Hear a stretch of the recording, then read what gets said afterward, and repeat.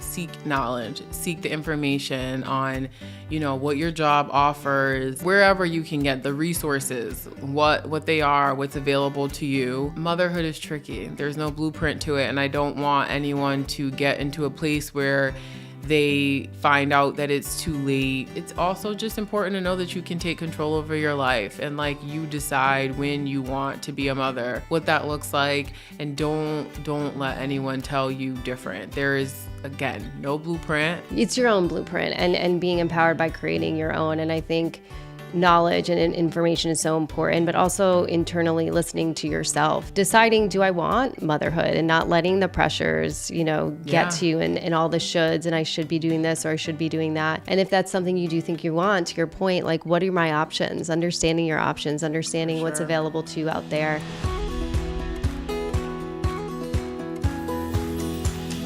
Welcome back to the Quiet the Clock podcast. Today with me is Ari, and Ari and I were connected through my twin sister. And fun fact, also an identical twin. Ari works with my sister. My sister is your therapist. Yes. And she, Jill obviously knows the ins and outs of this project. And when I was sharing with her about it, she said, I have the perfect person to be on the podcast, and she's amazing and she's great. And you and I connected, and I'm so happy that you agreed to be here and are willing to be here. And before we jump into your journey, I want you to share more about who you are, because every woman on this podcast is incredible, incredibly accomplished, just sort of the powerhouse in their own right. Thank you for having me. And yes, Jill is amazing, and really funny that we are identical twins. I believe in the universe aligning the way it should. So I work at Atlantic Records. I'm a publicist there. I've been there now it'll be 9 years in September. Wow. Which is crazy to think about. It's been my only job from college. So I'm always just should I stay? Should I go? But I think I'm going to stay. I really like the field. So I grew up in Connecticut, and I am now living in Jersey and embarking on this journey to motherhood, hopefully in the next 1 or 2 years. Ooh, exciting. So, we're going to see how it goes. Your sister has been super helpful in the process. I'm so glad. So, yeah, that's a little bit about me. Well, yeah, so we talked about quite a few things on our initial phone call, and I hope we can tackle most of them here. We did talk about career. We talked about friendships. I think similar to you, just different friend groups that have different paths, like with the friends that have maybe already done the motherhood thing and marriage and home, and then friends that are kind of, I think you described on our call, living their, or you also living your Sex in the City life. Our best Sex in the City life. So maybe we'll start there, sort of those navigating those friendships and those two different friend groups. Yeah, so growing up in Connecticut is different from living here. I think I have 2 friend groups. It's the Connecticut side, and we are stable. We're safe. That part of me is safe, where we are working. We have our families. We have our houses and children now. They're all married. And my friends in the New York, New Jersey area and beyond, the DC, the cities, we are living life on edge, I will say. Yes, our Sex in the City life, we are bar hopping. A lot of us are on the dating apps. We are not settled. We're traveling everywhere. I just came back from Italy. I was going to say, please share. You're basically fresh off the plane. Fresh off the plane last night. We are traveling, and there are no rules to our lives right now. So there's a lot of freedom. And so I have always been in between that, in between those two.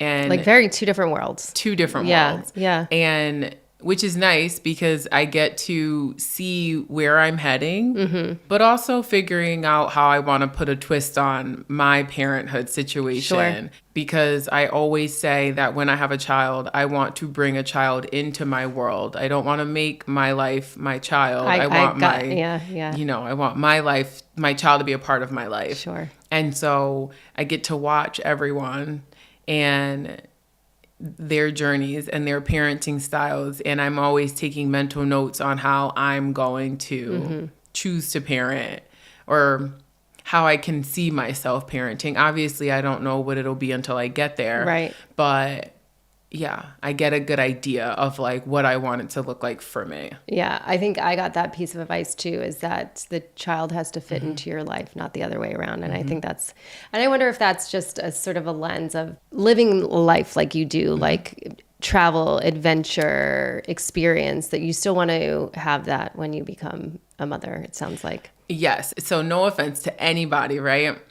But I think that when you spend a lot of time with yourself and you spend a lot of time living your life, you learn your identity. Sure. And so I do think sometimes when people have children, the children end up becoming their world because they struggled with their identity a little bit. But the longer you're living your life, and in my case, I'm going to be having a child mid 30s, you know, I'll be parenting mid to late 30s, that it's sort of like it's given me all this time to really learn my identity and to stay grounded in who I am and not forget that when I become a mother.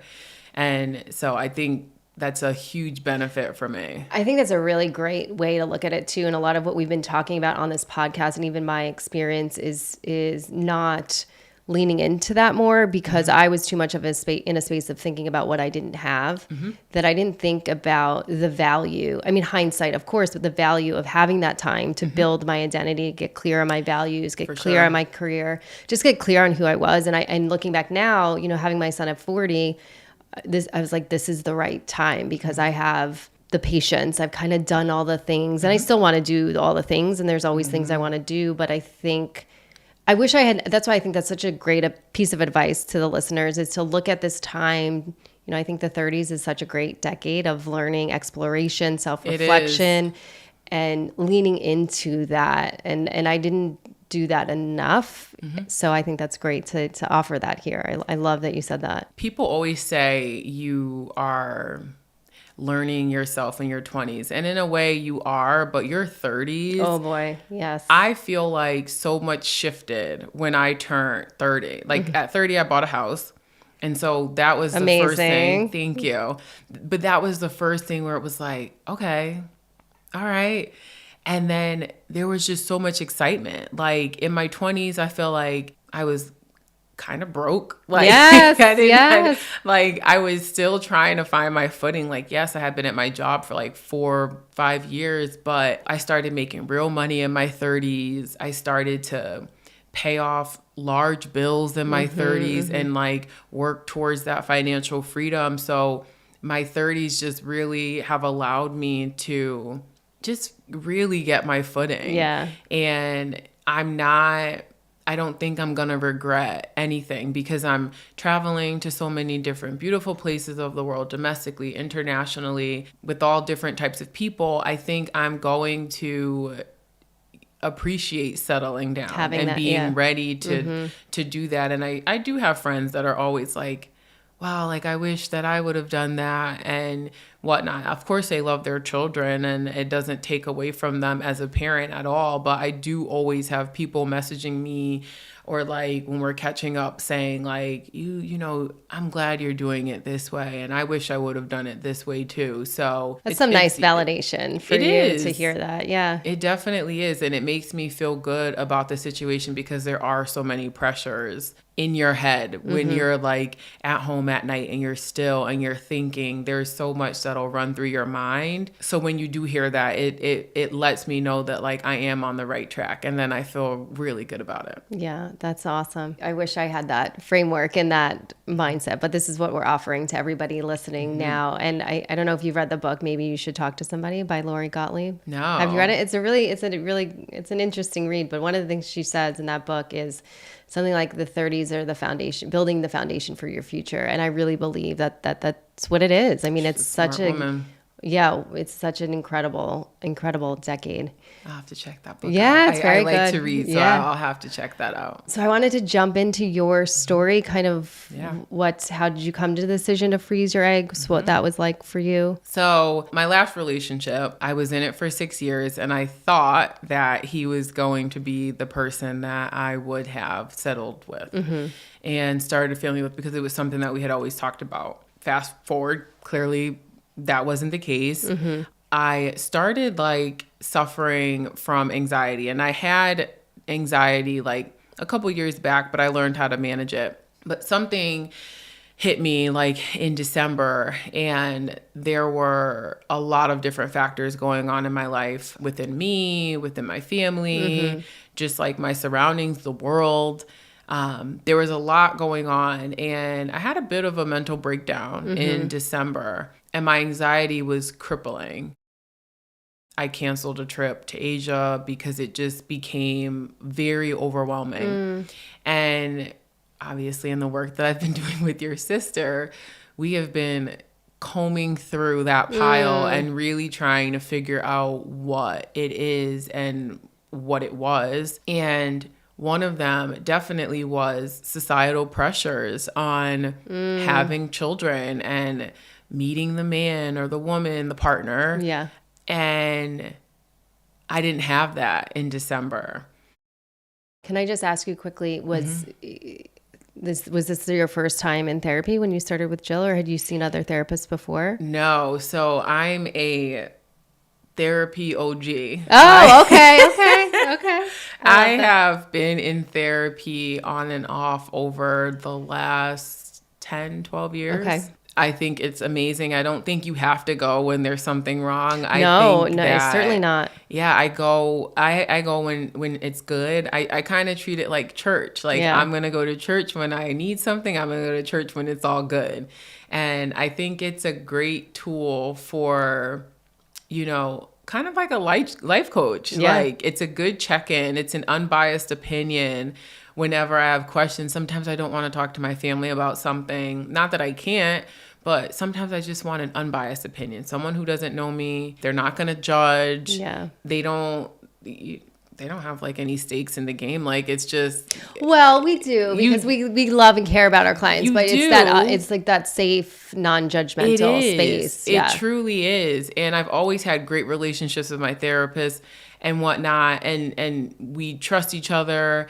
I don't know. Sometimes families can benefit from like things in your life. And when I say no stakes in the game, it's like my therapist, she's going to benefit. They're going to benefit from me doing well, but they don't have a handout for anything. Yes, like they don't need anything from me. So yes, in my work with your sister, we have been trying to figure out why the anxiety looked so different now as opposed to what it looked like a few years ago. And one of the biggest things I had, my twin sister was, she's in a relationship. That relationship is progressing. I'm sure they'll be engaged any day and getting married. And I have friends that were like getting married and engaged, and I didn't have that. And again, my friends in Connecticut, they are married and a lot of them getting pregnant. And you see it on social media. Sure, and so I that breakdown felt real. It felt like a chokehold because, my career is so established. I'm doing great in homeowner. Like my personal life is where I needed to be, but not the husband, not the children. And so I don't know, I got kind of nervous as I approached like another year of life. And, as we were combing through the anxiety and like what it could be, I decided like, okay, my job has a benefit. What can I control in this situation? And one of the only things that I can control is freezing my eggs because they're mine. And we have the benefit. So I just kind of decided, let me do this for myself. Let me relieve some of the anxiety that I actually can relieve. And so that's kind of what led me to the process that I'm like going through now. And can you share where you are currently, relationship status? So funny. When like in the middle of the breakdown, I ended up meeting someone on Hinge, my boyfriend now. And he's great, and he's been super supportive through all of this. And so now I'm hopefully going to be able to naturally conceive, but we're freezing eggs because I want more than one child. And who knows, I have a lot of obstacles, I feel like, that I'm gonna, that I'm going through now. Being a woman is hard. Yes. So, I have fibroids, and I don't know, like, the placement is a little tricky. So, I have that to kind of get over, and some other health issues. So hopefully, like, the egg freezing will not come into play, but I'm freezing them as a safety net. Yeah. Security blanket. Yeah. Insurance policy. That was, yeah. Well, an interesting fact, we had an incredible doctor on the podcast, and she had shared, and I don't know if we spoke about her and I particularly, but I did mention this on the podcast in different episodes, that 15% of the eggs actually get used. Wow. So to say, for my personal experience, I froze at 37. I have 14 eggs, and I never used those for my son. So it is an insurance policy that you may never need. Hopefully I won't need them, but if I do, I'm happy that I'm doing this. And it's still just like a breath. Like, it's just like a breath that I'm able to just release. And it takes the pressure off of, like, my boyfriend and I, in terms of, like, a strict timeline. Because while he wants children, I want children, we're still new. We met in December. So it's like, we still have the time now to enjoy our lives together without, in the back of our mind, like, oh my God, like, we have to do it now. So I think that's kind of why too. This is nice. This is a good option. Yeah, one of the guests had shared something similar. She's not in a relationship, but that same idea that it takes the pressure off of a relationship, a new relationship, or getting to know somebody, that you don't have to worry about that, and because you have sort of this insurance policy. And she's like, I want to be able to date in a way that still allows me to really get to know somebody and not allow that pressure to drive any decisions or influence or impact the dating. For sure. All I need to know from him was he wanted children. That was all he needed to tell me, is that he wants kids. And I'm like, okay, cool, me too. And that was like that. Of course, he knows what I'm doing and everything.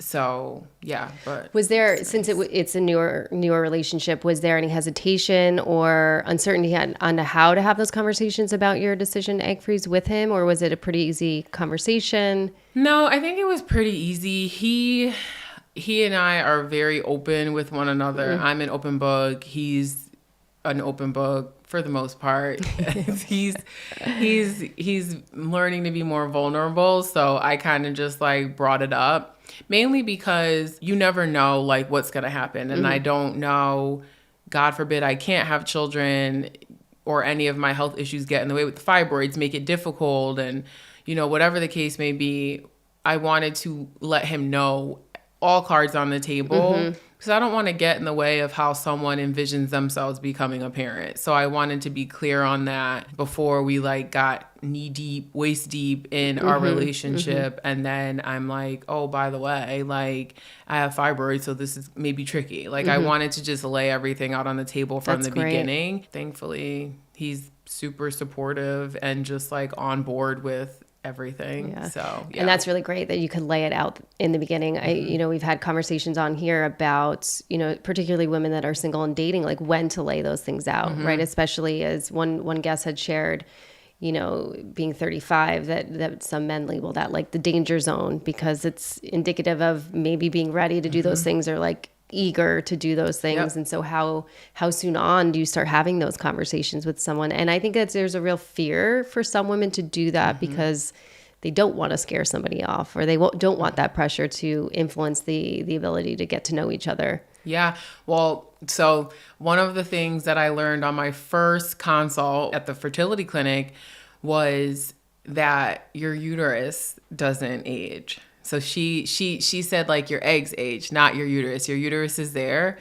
If I'm not in menopause and, there aren't, like, any outstanding factors, you can have a baby. So my body's not going to be broken because I'm 35 or 36 or however old I am. My body's not broken. So the eggs will freeze, and my eggs are going to be 32 years old. They will be my age, the age that I was when I froze them. So for anyone that's, like, struggling in that conversation, like, that's what you have to educate yourself. Yes. You know, you have to educate yourself and take these meetings, the consults, so you can, relay that information to your partner, so everyone is like clear and on the same page. So, I mean, from December to now, it sounds like you're in such a good space. Yeah, it's such a light headspace. You know, I have my days where I do get anxious about something, but I can always use a technique. Lord knows I have learned so many of them since December. I try to do a lot of self-work, a lot of journaling, a lot of talking, consistent therapy. So I'm in such a better headspace now, and I think being in a better headspace is helpful for this process, because you go in and you're meeting with doctors and they're doing all the tests, and, you're getting your blood results and the ultrasound results, and all of that can make you so nervous. They'll say like, oh, this is low. When I did my first ultrasound, the doctor told me that on average around my age, they hope to retrieve around 15 eggs.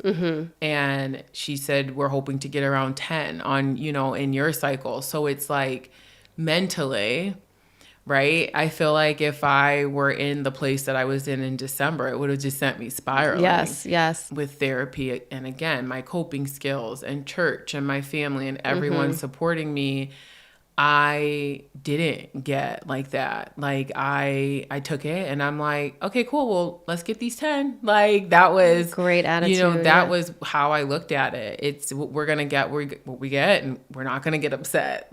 So I think that now I wouldn't have been able to do this just a few months ago. Yeah. I think that's really hopeful though, right? To, it's not like it took you a year or 2 years to get to this space where you have a really like grounded, outlook and framework and perspective, that if you, it sounds like what you're saying is if you do some really good work, that you can get there in a shorter period of time. Nothing just comes. You absolutely have to work at these things. Like, as much as we hope we can just snap our fingers and it would just all fall into place, it doesn't. You have to do the work. And through my breakdown, my twin was like, Lord, she was a heartbeat for me, because if I didn't have her, I don't know that I would be here, truly, because there were so many times where I just felt depressed or anxious and couldn't get up, and I would just hold her hand, because that was the only way that I was able to draw energy. And it was a hard time for me and my family, but you have to do the work. And my sister was just like, no, like, get up. We have the coping skills. And she was reading them. And I had a friend who asked me to send it to the friend group, so everyone knew how to just like come in and attack. If I was having an anxious moment, everyone had the coping incredible. skills. You had a strong crew. Shout out to my friends. Yeah, because it's incredible. Honestly, like, between my friends and family, like, they activated. It was important. And so, yes, you do have to do the work, and you really have to want to get in a better headspace. And I'm not a weak-minded individual.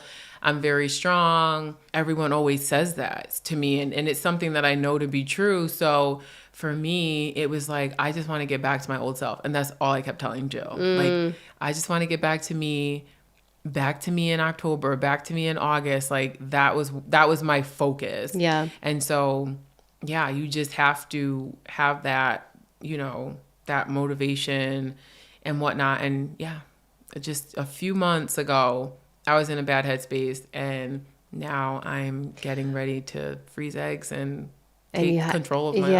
Yeah. And I think that's a great way to put it. It's sort of reclaiming, right? And focusing on the parts that you can control, and egg freezing being one of those parts. Like, there's something you can do about it now. And so you mentioned earlier that your company offers the benefits. If they didn't, would that influence your decision anyway? Would that be a barrier for you, or you would kind of, because that's a big piece of this, and we've been talking about that a lot with our guests.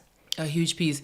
So it's expensive, and there's no secret to how expensive it is. When I went into it, they were sharing the breakdown of the cost, and the egg freezing was starting at like $15,000, which is a lot for the average American. Yeah.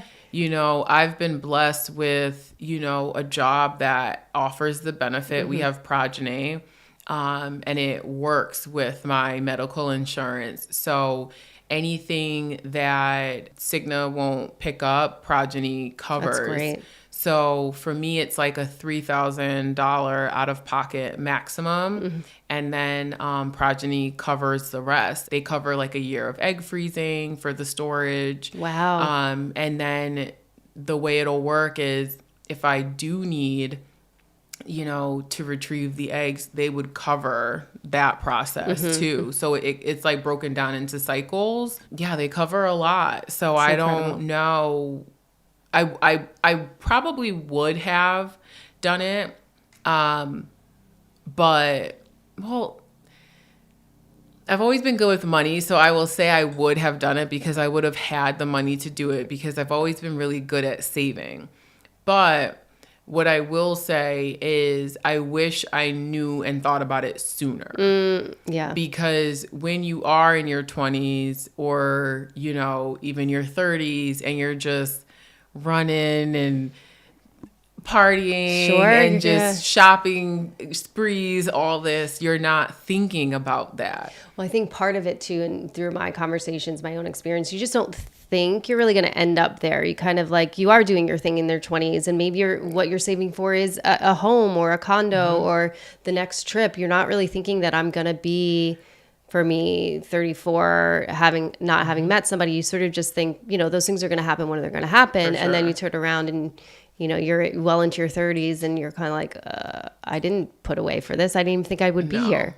Well, yeah. And if you ask me, I always thought I was going to be like 26, married with 2 children, and that was going to be it for me. So to be turning 33 and, meeting someone new in my life and finally being able to look forward to marriage and children, I would not have thought that. I would have thought I would have been done with this by now. But that's why I think, if I could do it over, I probably would have, frozen my eggs sooner or learned about it sooner and just started putting away for it for a rainy day if I needed it while I was saving for a house and saving for all my trips and everything else that I do. I think I would have prioritized that, but I'm thankful that I do have this benefit and I was able to do it. It's just not something you hear about in school. I feel like they're like, if you're going to have sex, use a condom because you can get pregnant and you can get an STD. But like you can get pregnant so easily, which that's not the case. Yeah. Right. Like in school, they'll have you scared to death that like if you do one thing out of line, you're going to be like a mom. But that's not the case. I mean, at all. Like none of the things. Like I wouldn't have thought about getting fibroids. I wouldn't, I had to be tested for endometriosis, PCOS. There's so many things that would have gotten in the way that I didn't know about. So I would have, yeah. All these things we don't know, we don't think about. Yeah. Mm-hmm. Yeah. So it wasn't anything, but, I do have someone close to me that went through a similar process, like a couple people that I know that are going through the egg freezing process or in vitro, different journeys to motherhood. Those were also things I think that contributed to me actually putting thought into it. And again, like just going back to my friend group, there are so many women at my job, like around me every day that prioritize their careers as well. And they have become parents later in life, 40, late 30s, 40, it varies across the board. Yeah. So I think those were also women that I looked up to, and I'm like, okay, like I don't have to do it right now. I absolutely can stay focused on my career, and that's not a bad thing at all. Like I don't have to feel like I have to choose. Yeah. I can have everything that I want. I mean, I think the world owes me everything. No, but I think I think everything you're saying today, and I'm so thankful to have you here because it just sort of captures the whole message I want this podcast to be. It's that you can have it all and you don't have to, conform to societal pressures or norms, and really about celebrating your own journey and being empowered by that and living life. And, I think your attitude and your lens and your framework is incredible. And I'm so happy that we can share it here. Yeah. And before we wrap up, any sort of parting words for our audience, anything you would want to tell them? Again, I just always want to reiterate that I think it's very important to seek knowledge, seek the information on, what your job offers, wherever you can get the resources, what they are, what's available to you. Motherhood is tricky. There's no blueprint to it. And I don't want anyone to get into a place where they find out that it's too late. And, I can go on and on all day about how we don't do enough testing when we go for like our annuals and things of that nature. So we just don't know. So between that and looking into it at work, I think it's important. And I think it's also just important to know that you can take control over your life and like you decide when you want to be a mother, what that looks like, and don't let anyone tell you different. There is, again, no blueprint. Yeah. There's no blueprint. Yes, exactly. None. It's your own blueprint and being empowered by creating your own. And I think knowledge and information is so important, but also internally listening to yourself, and deciding, do I want motherhood, and not letting the pressures, get to you and all the shoulds, and I should be doing this or I should be doing that. And if that's something you do think you want, to your point, like, what are my options? Understanding your options, understanding what's available to you out there. And I think also, the support system is leaning into your support system, finding, and I hope that this podcast can also be that, like a place where women can feel heard, understood, a community where we just are normalizing a path that looks quite different than all the shoulds and all the milestones we're supposed to hit when we're in our 30s. I'm glad that you're doing this. Thank you. And I'm glad that you had me on, because I do think that, like you said, the conversations are so pocketed. They're sheltered. And I respect everyone's privacy and you share what you want to share, but I think with like so many other things in the world, mental, like depression, anxiety, have the conversation. And I'm glad that you have this platform. Thank you. No, I appreciate that. I know for me, when I was going through the egg freezing process, I only knew one person that was doing it, and it felt very isolating. I felt very alone in it, and I don't want other women to feel that way. And as the conversation has evolved, but I think there's more room to continue to normalize it and to continue for it to grow. And I've been very transparent, and I appreciate your transparency and vulnerability to share. And I think it's powerful, and I think it's helpful, even for women that decide they don't want to share. That's okay, but at least they have like other women they can hear from and listen to and feel not alone in this. Absolutely. Yeah, I agree with everything you just said. Thank you so much for being here and being vulnerable and open and sharing your story. Thank you. And thank you. Oh, you're so welcome. And thank you to all of you for joining us to hear Ari's incredible, inspiring story. And if you're interested in hearing more, please join us for our next episode.